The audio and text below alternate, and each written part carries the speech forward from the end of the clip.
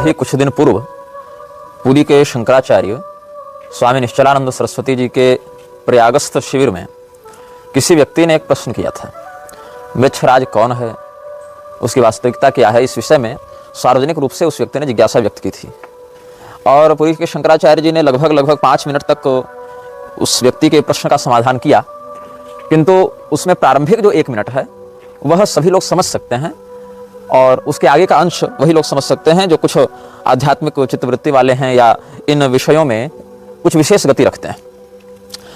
पुरी के शंकराचार्य जी ने मृच्छराज के विषय में यही कहा, भविष्य में होने वाले भीषण नरसंहार के पात्र तैयार करने का माध्यम मृच्छराज है। पुरी के शंकराचार्य जी के बहुत से शिष्य कथित रूप से जो उनके अभियानों का समर्थन करते हैं, मेरा तिरस्कार करने या मेरा उपहास करने की दुर्वृत्ति को प्रदर्शित करते हुए मृच्छराज वाले विषय में हमारा बहुत उपहास करते रहे हैं। किंतु पुरी के शंकराचार्य जी का यह कथन कि मृच्छराज भविष्य में होने वाले नरसंहार, भीषण नरसंहार का पात्र तैयार करने का माध्यम है और प्रजापति के द्वारा भेजा गया है। यहाँ प्रजापति शब्द से दक्ष प्रजापति का अर्थ नहीं लेना चाहिए, ब्रह्मा जी के लिए प्रजापति शब्द का प्रयोग यहाँ पर किया गया है, जिसको आगे इन्होंने व्यक्त भी किया।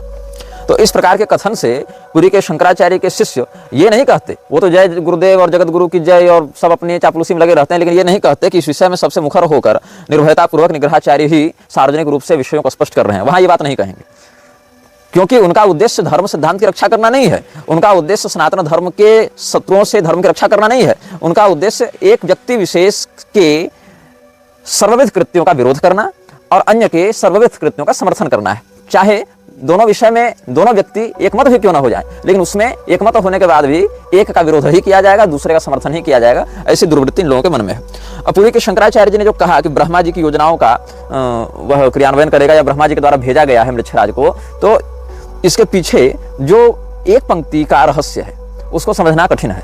और पुरी के शंकराचार्य जी के इस वक्तव्य से ठीक 1 दिन पहले हमने एक वीडियो रिकॉर्ड किया था जो सप्तम अनुभाग के रूप में प्रकाशित भी है इस श्रृंखला में। उसमें हमने कल के पुराण का आश्रय लेकर आप सबों को बताया था कैसे ब्रह्मा जी के पीठ के माध्यम से अधर्म और मिथ्या की उत्पत्ति हुई और उन्हीं की वंश परंपरा में कलिपुरुष आया और वही कलिपुरुष मृच्छराज की पैशाचिक शक्तियों का अभिवर्धक है, प्रायोजक है, मृच्छराज का स्पॉन्सर है कलिपुरुष। तो पुरी के शंकराचार्य जी की एक पंक्ति ब्रह्मा जी की योजनाओं का क्रियान्वयन करने का माध्यम है मृच्छराज, ये जो कहना चाहते थे वो उसके पीछे जो शास्त्रीय रहस्य है उसको हम अभिव्यक्त कर चुके हैं। फिर पुरी के शंकराचार्य जी ने एक बड़ी सुंदर उक्ति कही कि मृच्छराज भी अच्छे हैं, मतलब ऐसे शब्द नहीं कहा उन्होंने, उसी प्रणाली में आगे कहा कि वो भी अच्छे हैं। अच्छे क्यों है? मनोविज्ञान है। दुर्जन न हो तो सज्जनों की सज्जनता को व्यक्त कौन करेगा, और सज्जन न हो तो दुर्जनों की दुष्टता किन पर व्यक्त होगी, कैसे होगी? तो दुर्जनों की दुर्जनता को व्यक्त करने वाले सज्जन होते हैं और सज्जनों की सज्जनता को व्यक्त करने वाले दुर्जन होते हैं। इसमें उन्होंने कलयुग के तात्कालिक आवेशावतार दुर्योधन का भी उदाहरण दिया और द्वापर युग के आवेशावतार के रूप में दुशासन का उदाहरण दिया। लेकिन यहाँ पर एक शोधन हम करना चाहेंगे, दुशासन जो है वह कलयुग द्वापर युग का आवेशावतार हमारे दृष्टि में नहीं है। आवेशावतार जो द्वापर युग का है वह वस्तुतः शकुनी है। शास्त्रों में शकुनी को आवेशावतार बताया गया है द्वापर युग का, क्योंकि द्यूत क्रीड़ा में उसकी अभिव्यक्ति अधिक हुई थी, और कलयुग को दुर्योधन के रूप में अभिव्यक्त किया गया है। बहुत से लोग बहुत से विषयों में प्रश्न करते रहते हैं हमसे कि यहाँ पर ये होना चाहिए, वो होना चाहिए, क्या ऐसा है, क्या वैसा है। तो ऐसे लोगों को मैं बताऊं कि इस श्रृंखला को हमको सिटकॉम के रूप में, आपको सिचुएशनल कॉमेडी के रूप में प्रस्तुत नहीं कर रहे हैं कि आपका मनोरंजन किया जाए और कहीं से भी कोई भाग 5-10 मिनट देख लीजिए तो समझ जाए, ऐसा नहीं है। आप यदि इस श्रृंखला को देखना चाहते हैं तो प्रारंभ से देखें, पूरा देखें, बिना स्किप किए देखें। इसी से पूर्वापर प्रसंगों को आप समझेंगे और बहुत से ऐसे विषय जो आप अभी पूछ रहे हैं उन विषयों का समाधान हम पहले कर चुके हैं, उनसे भी आप लाभान्वित होंगे। नहीं तो ये श्रृंखला का 100वां अनुभाग भी आएगा तो भी आपके मन की शंकाएं और जिज्ञासाएं नष्ट नहीं हो पाएंगी। अब कुछ लोग जो मेरा विरोध करने के चक्कर में मृच्छराज को काल्पनिक बता रहे थे, वही लोग पुरी शंकराचार्य जी के वक्तव्य पर जय जयकार करते दिख रहे हैं। और जब हमने कहा कि पुरी के शंकराचार्य जी ने भी उसी बात को संकेत में कहा है, तो लोग यह भी मेरा उपहास करने के लिए कह रहे हैं कि पुरी के शंकराचार्य जी ने ही तो कहा था कि निग्रहाचार्य केवल भगवान है, निग्रहाचार्य भगवान ही है, अन्य नहीं। इस प्रकार का वक्तव्य उन्होंने दिया था। देखो, पुरी के शंकराचार्य जी की जो वाणी है वो बहुधा संकेतात्मक होती है, उसका विश्लेषण, उसका व्याख्यान जो है वो नहीं करते हैं। और उनके चेले जो चिराग तले अंधेरा हैं, पुरी के शंकराचार्य जी चिराग और उनके मठ के लोग अंधेरा, तो चिराग तले अंधेरा का जो पर्याय है वही गोवर्धन मठ है। चिराग की रोशनी बाहर तो फैलती है, अपने ही नीचे नहीं फैल पाती है। तो पुरी के शंकराचार्य जी का ज्ञान अभियान तो समाज में आगे बढ़ रहा है, लेकिन उन्हीं के निकटवर्ती लोगों तक नहीं पहुंच पा रहा है अपेक्षित गति से। तो उन्होंने जो यह वक्तव्य दिया था, या ऐसे जो वक्तव्य देते हैं जैसे 3.5 वर्ष में भारत हिंदू राष्ट्र बन जाएगा, ये सभी जो बातें हैं, तो अधिक खुलकर विश्लेषण वो नहीं करते। उन्होंने सदैव यह कहा है कि मैंने संकेत कर दिया। तो उनके शिष्य स्वयं को उसी प्रज्ञा के स्तर पर स्थित मानने का दंभ करते हैं कि हम तो शंकराचार्य जी के निकटवर्ती हो गए तो हमारी खोपड़ी बिल्कुल शंकराचार्य जी के लेवल की होगी, तो फिर उनके कहे एक लाइन का हम ऐसा पोस्टमार्टम करेंगे कि पूरी टीका लिख देंगे। और यही टीकाकारों ने पूरी पीठ के अभियानों की धज्जियां उड़ाई हैं। जिन पुरी पीठाधीश्वर के पास अवध ओझा जैसे नास्तिक, मोरारी, रामदेव, मोहन भागवत जैसे धर्मद्रोही घंटों बैठकर चर्चा कर सकते हैं, एकांत में व्यक्तिगत रूप से मिल सकते हैं, तो क्यों? क्योंकि पुरी के परिकर ऐसा करवाते हैं। लेकिन जिन शास्त्रीय विषयों का हम अनुभव रखते हैं, जिस प्रकार की सिद्धांत निष्ठा रखते हैं और समयानुसार पुरी के शंकराचार्य जी के साथ सामाजिक रूप से और सैद्धांतिक रूप से खड़े भी दिखाई देते हैं, ऐसे हम जैसे लोगों को पुरी के परिकर मिलने देना नहीं चाहते हैं। क्यों? उनको हृदय में असुरक्षा का भाव कहीं न कहीं अवश्य मिलता है। तो अभी जो पुरी के शंकराचार्य जी के कथन है, उनका दुरुपयोग कैसे किया जाता है और पुरी के शंकराचार्य जी के वचनों का गलत विश्लेषण करके लोगों को भ्रमित कैसे किया जाता है, इसके विषय में आपको बहुत सुंदर उदाहरण यूट्यूब पे मिल जाएगा। एक चैनल आज हमें देखने को मिला जिसका नाम है अच्युतानंद वाणी, और अच्युतानंद वाणी नाम के चैनल पर पुरी शंकराचार्य जी के कथनों को तोड़ मरोड़ कर कल की अवतार हो चुका है ऐसा सिद्ध किया जा रहा है, कल की आ चुके हैं, सतयुग आने वाला है ऐसा कहा जा रहा है, और पुरी के परिकर सोए हुए हैं, पुरी शंकराचार्य के चेहरे सोए हुए हैं, वो खंडन नहीं कर रहे इन बातों का। जबकि अच्युतानंद वाणी वाले चैनल ने पुरी के शंकराचार्य के वचनों को तोड़ मरोड़ कर, काट कर, आधे अधूरे असंदर्भित रूप में प्रस्तुत करके भविष्य मालिका में लिखी हुई बातों के ऊपर पुरी के शंकराचार्य के वचन कैसे फिट बैठते हैं ऐसा दिखाने का प्रयास किया है।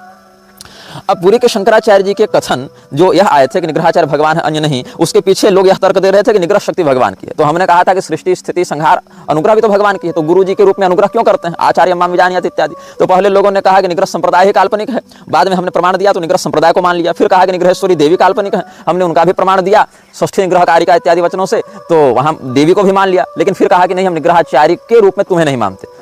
लेकिन यही बात है कि लोग तो शक्ति संगम तंत्र को भी अप्रामाणिक मान रहे थे। लेकिन जो पंडित गोपीनाथ कविराज जैसे विद्वानों के वचनों से हमने दिया कथन, और यहाँ तक कि शांकर परंपरा में ही जो निगमागम सम्मत परंपरा के बड़े अनुभवी और भास्करवत जो आचार्य रहे भास्कर राय भारती जी, उन्होंने जब आदि शंकराचार्य जी की स्तुति की है अपने ग्रंथों में, तो वहां क्या लिखा? मैं उन आदि शंकराचार्य जी का यशोगान करता हूं, उनको नमन करता हूं, जिनका वर्णन बृहत शक्ति संगम तंत्र में वर्णित है। तो जिस परंपरा के आचार्य ही जिस ग्रंथ का यशोगान करते रहे हों, और जिस परंपरा के आचार्यगण ही जिस संप्रदाय के पूर्वाचार्यों का अभिवादन और प्रशस्ति निवेदन करते रहे हों, ऐसे लोगों को काल्पनिक बताना, छद्म बताना और पुरी के शंकराचार्य जी के कथनों को तोड़ मरोड़ कर प्रस्तुत करना, यह सिद्ध करता है कि पुरी के शंकराचार्य जी के जो परिकर हैं वो उनकी ही सैद्धांतिक वृत्ति का खंडन करने में लगे रहते हैं, जिससे अंततः म्लेच्छराज के ही बल को प्रश्रय प्राप्त होता है, अभिवर्धन प्राप्त होता है। यही कारण है कि लोगों ने यह प्रश्न नहीं किया कि श्री भागवतानंद गुरु नाम का एक व्यक्ति स्वयं को निग्रह संप्रदाय के अंतर्गत अभिषिक्त निग्रहाचार्य बताता है, उसके विषय में क्या कहना है, यह प्रश्न नहीं किया। केवल इतना प्रश्न किया कि निग्रहाचार्य कौन होते हैं, तो और कह दिया गया शंकराचार्य जी के द्वारा कि भाई निग्रह शक्ति भगवान की, तो भगवान निग्रहाचार्य। अब बस इसी एक पंक्ति का अनर्थ करते हुए लोगों ने उस पंक्ति का कैसा प्रयोग किया ताकि मुझे नीचा दिखाया जा सके, मुझे अप्रामाणिक दिखाया जा सके। लेकिन वही लोग म्लेच्छराज के विषय में निग्रहाचार्य ने इतना खुलकर सामने आकर वार्तालाप किया, इस विषय में हमें श्रेय नहीं देना चाहते, क्योंकि इससे विखंडन उत्पन्न हो जाएगा उनके विद्वेष में। ऐसे ही एक संदिग्ध चरित्र वाली एक स्त्री हमारे विषय में भ्रामक प्रचार प्रसार करती रहती है, उसके कुछ फेसबुक दलाल भी अफवाह उड़ाने में लगे रहते हैं, उसको लगता है कि सब जानती है। तो भगवती कामाख्या की भी वाम मार्गी परंपरा के कारण निंदा की, लेकिन मैं तो दक्षिण मार्गी हूँ, हालांकि मैं वाम मार्गी शास्त्रीय परंपरा का भी निंदक नहीं हूँ, लेकिन उसको निंदा करनी करती रहती है, और अनधिकारिणी होकर भी वेद का व्याख्यान करती रहती है, अपने वास्तविक परिचय को सार्वजनिक करने में भयभीत रहती है, और कहती है कि भाई निग्रहाचार्य जो बता रहा है वो तो ये सब इस यहूदी ईसाई इस्लाम मत में मिलता है। तो जिस मत में जिस पैशाचिक शक्ति का जैसा वर्णन प्राप्त होगा वैसा ही न बताएंगे बालिके, तुम्हारे कह देने से हम उसको अपने प्रारूप में ढाल कर तो नहीं बताएंगे। जिस मत के पिशाचों का जिस प्रकार से व्यवहार वैशाचिक सभ्यता में किया जाएगा, वैसा ही उनका आख्यान व्याख्यान भी किया जाएगा। और निग्रहाचार्य केवल भगवान है, इस विषय में जब हमने वक्तव्य निर्गत किया था, आपत्ति पत्र भी निर्गत किया था, तो पुरी के शंकराचार्य जी तक उसको पहुंचने भी नहीं दिया गया, ताकि कहीं शंकराचार्य जी उसको पढ़ने के बाद, शास्त्रीय सिद्धांतों को देखने के बाद हमारे समर्थन में वक्तव्य न दे दें और इन लोगों की पोल न खुल जाए। तो पुरी मठ को अपने नियंत्रण में लेने की पूरी तैयारी की जा चुकी है। उनके जो निजी परिकर हैं वो अपने परिजनों के साथ विरत दीक्षा लेने के बाद भी पूर्वाश्रम के परिजनों के साथ मिलकर धनुगाही में लगे रहते हैं, और बारूद के ढेर पर बैठे पुरी के शंकराचार्य जी इन परिकरों के महत्व से भी बाहर नहीं निकल पा रहे हैं। आउट ऑफ कॉन्टेक्स्ट कवरेज देने में पुरी के परिकरों का कोई तोड़ नहीं है। कैसे? बागेश्वर धाम के ऊपर हमारी ममता की आंचल, इस प्रकार से पुरी के शंकराचार्य जी ने जब समर्थन में वक्तव्य दिया था, तो पुरी शंकराचार्य के कितने परिकरों ने एक एक पंक्ति पर 10-10 पंक्तियों की टीका लिख दी थी कि पुरी के शंकराचार्य के संकेतों को समझो, उनके अर्थ को समझो, उनके विषय को समझो, उसमें ये कहना चाह रहे हैं बागेश्वर धाम के रूप में क्रांति आने वाली है, बागेश्वर धाम ये कर देंगे वो कर देंगे। यहाँ तक कि केवल मेरा विरोध किया जा सके इसके लिए वर्णाश्रम द्रोही बागेश्वर की प्रशंसा करनी हो, चाहे नकली शंकराचार्य खड़ा करने वाले महर्षियों को गाली देने वाले हरिनारायण का यशोगान करना हो, या यहाँ तक कि शास्त्रों को प्रक्षिप्त बताने वाले गिरधर मिश्र तक का समर्थन करना हो, पुरी के कथित समर्थक हर उस अधर्मी से हाथ मिलाने के लिए तैयार हो गए जिसने कभी न कभी हमारा विरोध किया हो। जबकि सैद्धांतिक रूप से ये लोग कभी पुरी शंकराचार्य के साथ खड़े नहीं दिखेंगे, और जो खड़ा दिखेगा उसका ये लोग विरोध करते रहेंगे। तो तात्पर्य क्या है, पुरी के शंकराचार्य जी जब तक जीवित हैं तब तक गोवर्धन मठ के रूप में कुछ स्थित रहेगा, और नहीं तो पुरी के शंकराचार्य जी के परिकर मठ को पूरी तरीके से कब्जे में लेकर पूरी व्यवस्था को रसातल भेजने के लिए पड़े हुए हैं। और यही हाल मैं तुमको बता दूं, निग्रहाचार्य केवल भगवान हैं, इस बात को प्रसारित करने वाले परिकर जितना अंधाधुंध मेरा दुष्प्रचार किए हैं, वही लोग ये दुष्प्रचार या सुप्रचार क्यों नहीं कर पा रहे हैं कि पुरी के ही शंकराचार्य जी ने यह भी वक्तव्य दिया था कि 3.5 वर्ष में भारत हिंदू राष्ट्र बन जाएगा, और जब इस माघ महीने में 3.5 वर्ष पूरे हो गए तो कहाँ है हिंदू राष्ट्र।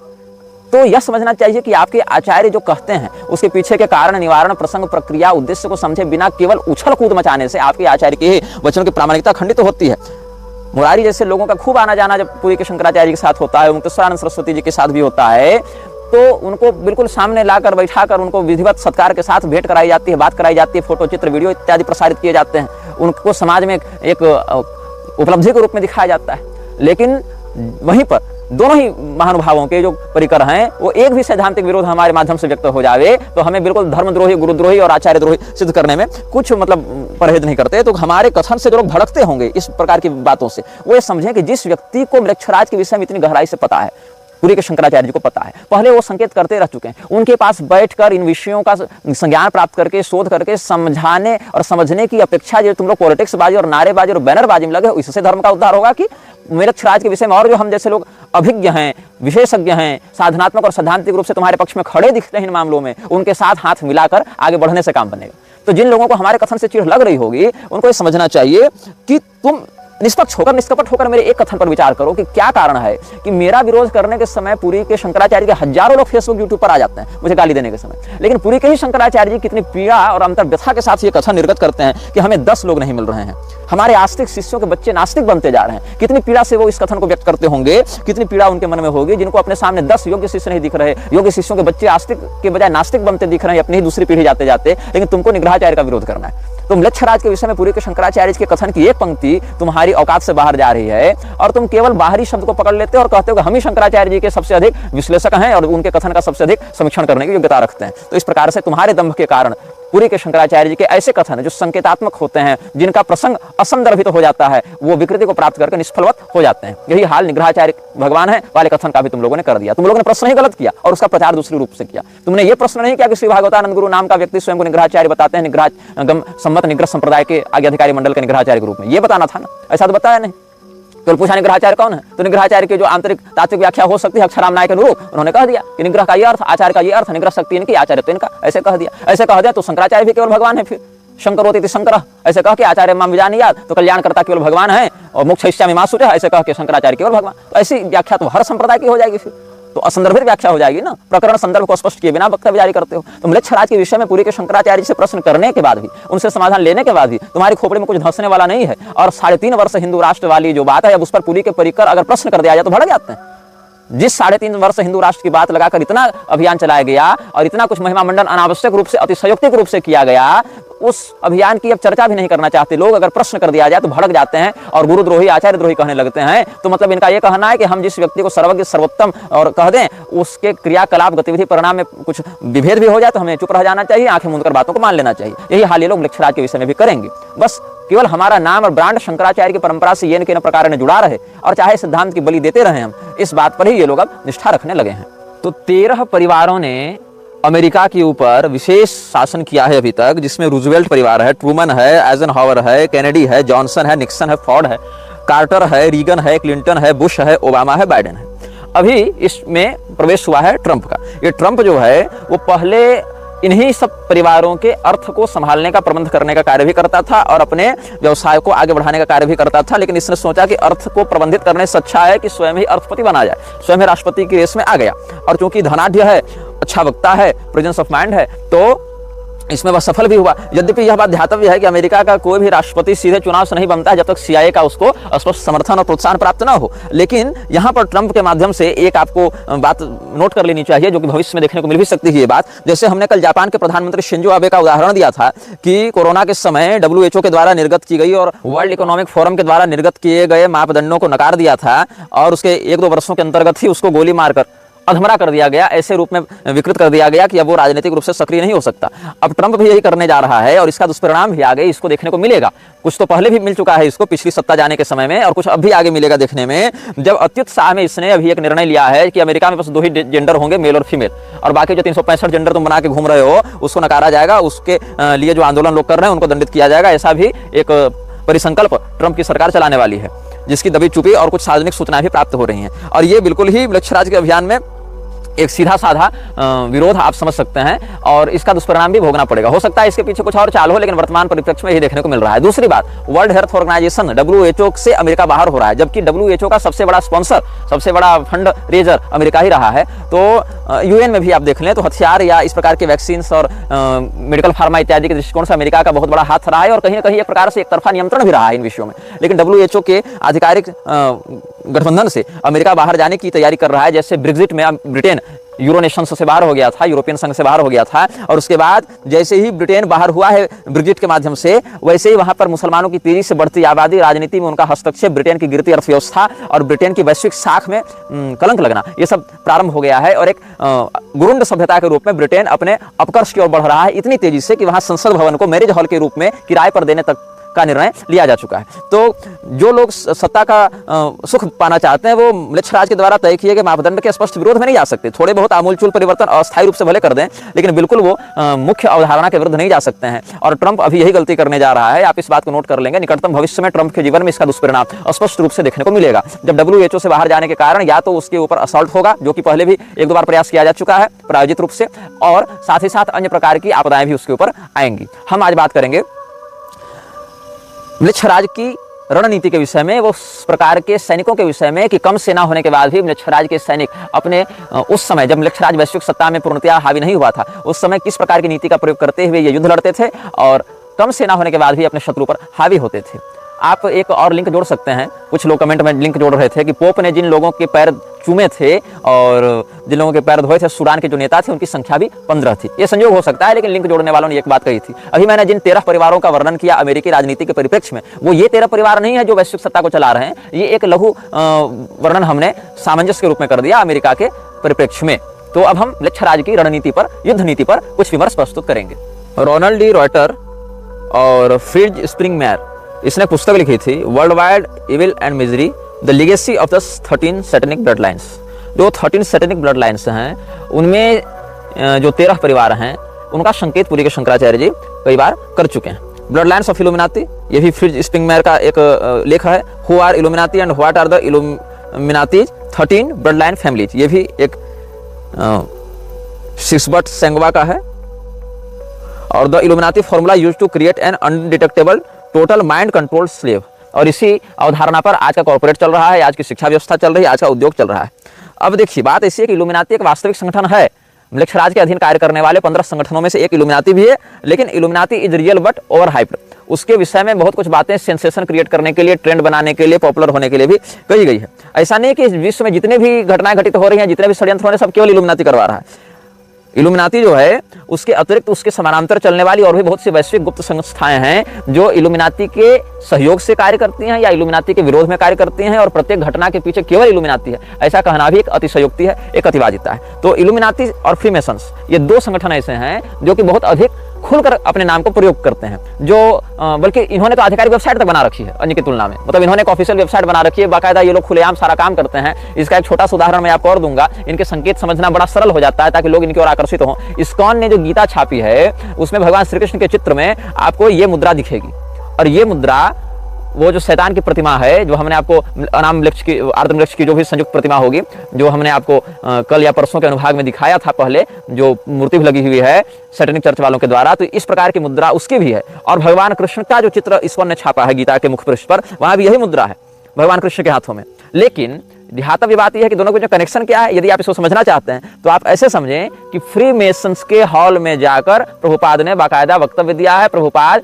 ऑफिशियली फ्री मेसन्स का मेंबर था और जो इल्यूमिनाती के बहुत बड़े समर्थक और प्रत्यक्ष प्रोत्साहक रहे हैं, ऐसे फॉर्ड फैमिली का ही बहुत बड़ा काम फंड गिवर के रूप में इस्कॉन की स्थापना में रहा है।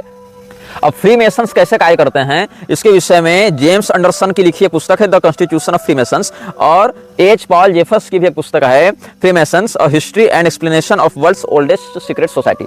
तो ये जो मुद्रा है, ऐसे ये मुद्रा प्राण मुद्रा भी कहलाती है।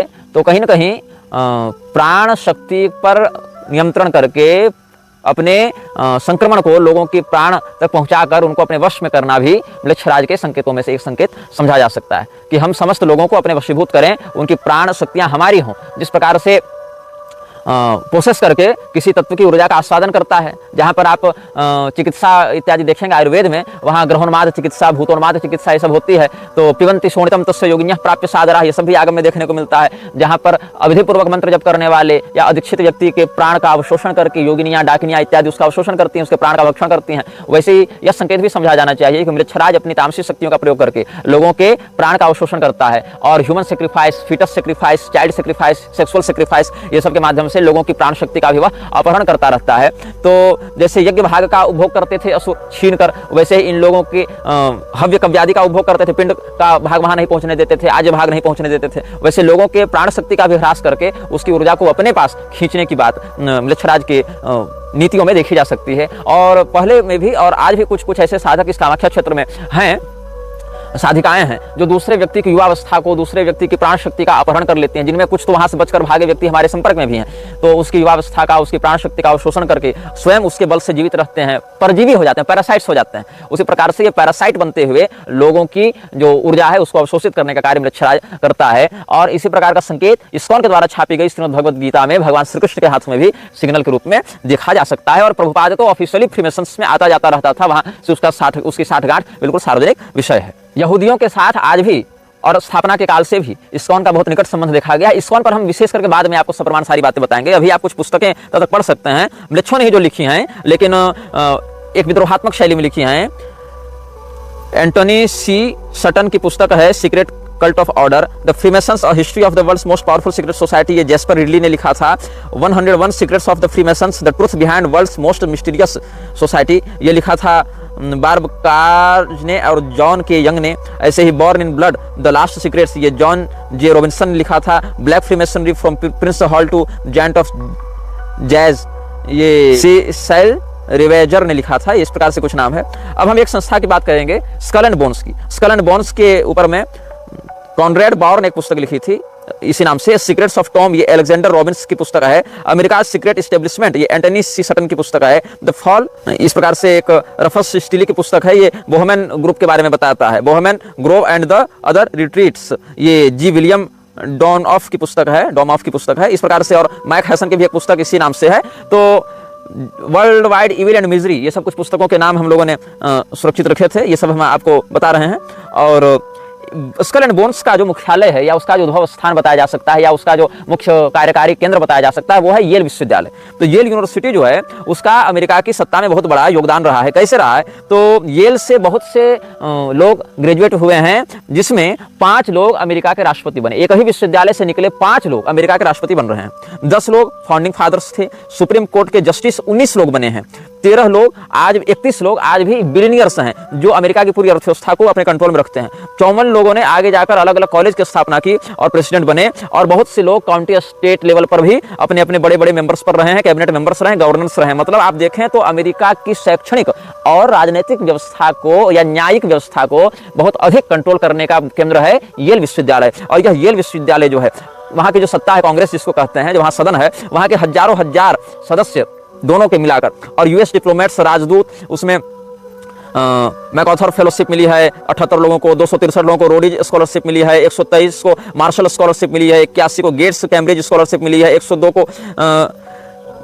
गुजिनहम फेलोशिप मिली है, 9 को मिशेल स्कॉलरशिप मिली है। ऐसे करते हुए मतलब 500,000 ऐसे लोगों को फेलोशिप मिली है जो कि येल विश्वविद्यालय से सीधे सीधे संबंध रखते हैं। और ये येल विश्वविद्यालय the home of skull and bones भी कहा जाता है। और स्कल एंड बोन्स एक बहुत ही पैशाचिक संस्था है जो म्लेच्छराज के अभियान को आगे बढ़ाने में बहुत सहयोगी होती है। ऐसे ही एस्केप फ्रॉम सैटेनिक कल्ट, ये जो एक वीडियो है वो हम आपको टेरेसा के इंटरव्यू के आलोक में पहले बता चुके हैं। इसमें जो भी डाटा हम दे रहे हैं आपको वो कोई काल्पनिक डाटा नहीं है, ये सब येल विश्वविद्यालय के माध्यम से आधिकारिक रूप से प्रकाशित किए जाते रहे हैं समयानुसार, उसकी जर्नल्स में, उसकी वेबसाइट्स में, उसके एलुमनी मीटिंग्स में ये सब डाटा सार्वजनिक किया जाता रहा है। थोड़ा सा आप मस्तिष्क लगाएंगे, शोध करेंगे तो आप तक भी ये जानकारी बहुत सरलता से पहुंच जाएगी। पुनश्च हम इस बात को यहाँ पर स्पष्ट कर दें कि जितने भी पुस्तकों के नाम हमने बताए हैं वे सब लेखकों के द्वारा ही लिखे गए हैं, क्योंकि भारतीय समाज की अपेक्षा वो लोग इस मामले में अधिक जागृत हैं, क्योंकि भारत की जनता को रुचि नहीं है इन विषयों में, वो जानना भी नहीं चाहती, पहचानना भी नहीं चाहती, वो इतने लोकल मानसिकता की हो गई है भारत की जनता कि वो अपने गांव मोहल्ले पंचायत के आगे कुछ देखना ही नहीं चाहती, सोचना ही नहीं चाहती, और सबसे बड़ी बात समझना कम चाहती है, बताना अधिक चाहती है भारत की जनता। और अपने भारतीय समाज में आप आस पड़ोस में देख लीजिए कितने लोग इन विषयों के प्रति जागरूक हैं, कितने लोग इन विषयों के विषय में जानते हैं या सोचते हैं या जानना चाहते हैं। उनको अपने गली मोहल्ला पार्षद मेयर के चुनाव से ही सोचने में फुर्सत आगे नहीं मिलती। अपने बाल बच्चों के करियर के विषय माता पिता सोच रहे हैं, उसके आगे कुछ नहीं सोचना है। बच्चे अपनी गर्लफ्रेंड बॉयफ्रेंड में बिजी हैं, उससे आगे उनको नहीं सोचना है। जो कुछ धार्मिक जगत के लोग हैं वो अपने गुरु की चापलूसी में और उसके गुरु नेता की चापलूसी में फंसे हुए हैं। नेता को ठेकेदारी से मिलने वाले कमीशन से फुर्सत नहीं है। तो मतलब इन विषयों पर चिंतन करने का जो वेग होना चाहिए भारतीय समाज में वो नहीं है। और जो कुछ लोग इस प्रकार का चिंतन कर पाते हैं उनकी बात को काल्पनिक बोलकर नकारात्मक रूप से डेमोनाइज किया जाता है और उनकी बात विशेष रूप से पहुंच नहीं पाती। और बहुत सारे लोग जो बोल रहे हैं पॉडकास्ट इत्यादि में वो ऐसे प्रकार से इसको ग्लोरीफाई करते हैं या फिर इतनी काल्पनिक और मनगढ़ंत बातें बता देते हैं जो कि और छोड़ कुछ होता नहीं है, बस एक सेंसेशन क्रिएट करने के लिए, व्यूज पाने के लिए कुछ भी बोल देते हैं।